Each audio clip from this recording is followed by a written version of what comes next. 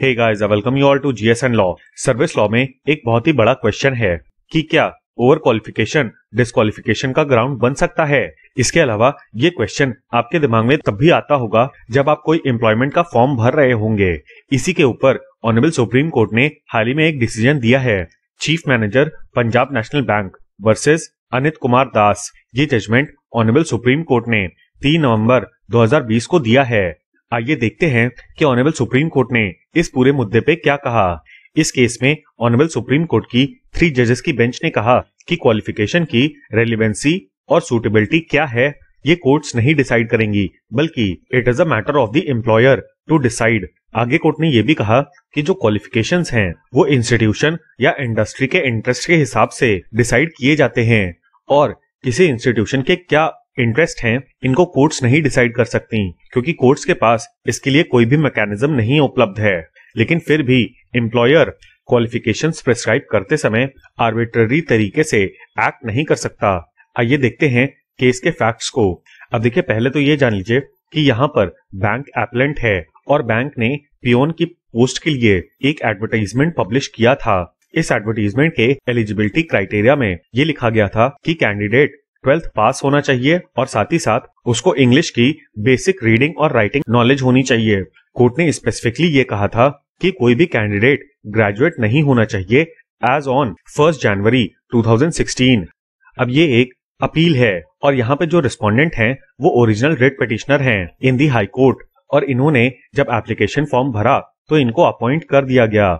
However, जब respondent के documents का वेरिफिकेशन होने लगा तब बैंक को ये पता चला कि दी एपेलेंट वाज ग्रेजुएट सिंस 2014। अब देखिए, यहाँ पर एक बात ध्यान रखिएगा कि इस पर्टिकुलर केस में एपेलेंट बैंक ने एक्सप्रेसली लिख रखा था कि कैंडिडेट ग्रेजुएट नहीं होना चाहिए और इस बात को कैंडिडेट ने छुपा दिया था।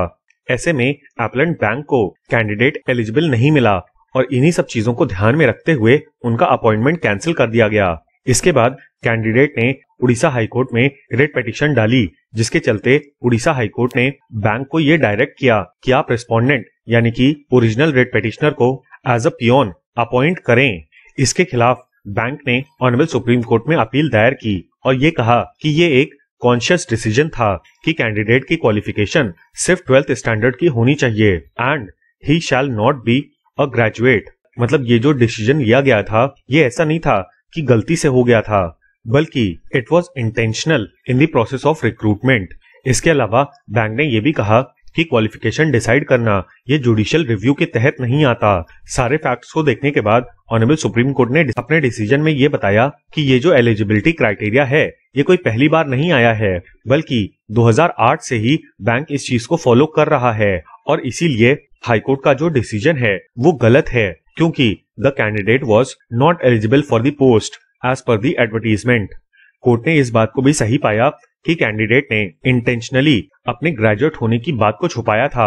अब देखिए, यहाँ पे ये लॉजिक है कि एम्प्लॉयमेंट से पहले ही कैंडिडेट ने अपने इनसबऑर्डिनेशन का परिचय दे दिया बाय कंसीलिंग दी फैक्ट्स। ऐसे में कोई भी एम्प्लॉयर कैंडिडेट को क्यों एम्प्लॉय करेगा। कोर्ट ने आगे एक चीज और क्लैरिफाई की कि यदि कैंडिडेट ने रिक्रूटमेंट प्रोसेस में भाग लिया था और उसके अपॉइंटमेंट के बाद अगर वो कोई हायर क्वालिफिकेशन एक्वायर करता तो it would not have been a ground for disqualification. और बात ये भी है कि कैंडिडेट ने एजुकेशनल क्वालिफिकेशन या फिर जो एलिजिबिलिटी क्राइटेरिया था एडवर्टीजमेंट का उसको चैलेंज नहीं किया था।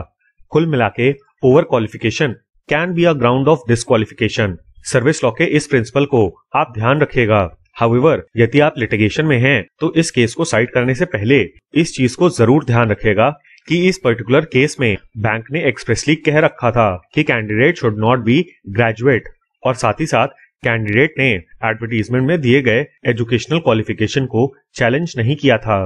तो ये था हमारा एनालिसिस ऑनरेबल सुप्रीम कोर्ट के उस जजमेंट का जिसमें ओवर क्वालिफिकेशन और डिस्क्वालिफिकेशन के बीच में संबंध बताया गया है। उम्मीद है कि आपको ये वीडियो पसंद आया होगा। इस वीडियो का पीडीएफ आपको हमारे टेलीग्राम चैनल पे मिल जाएगा। और हाँ, please don't forget to like, share and subscribe. Thank you. जय हिंद।